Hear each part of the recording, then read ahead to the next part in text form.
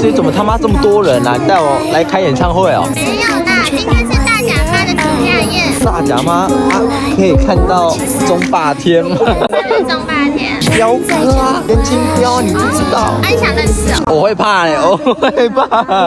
这个是每个人都可以参加哦。是邀请很多艺人啊，或者是相亲，然后为妈祖请假做准备。那你不是说要带我去找严董？走啊！盛世跟后宫，我们诚心自大家，我们要再继续。外表看起来很严肃，可是笑起来真的很可爱。对啊，可爱可亲。而且他筹备这个很辛苦，因为他算是台湾3大盛事之一，而且已经被列为世界宗教的活动之一。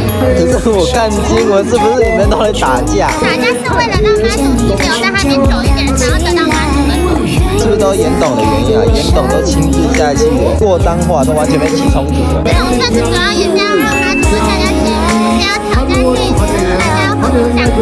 但是有什么大咖的，可不可以介绍给我？你们要看满了吗？鼓励我的罚单一下。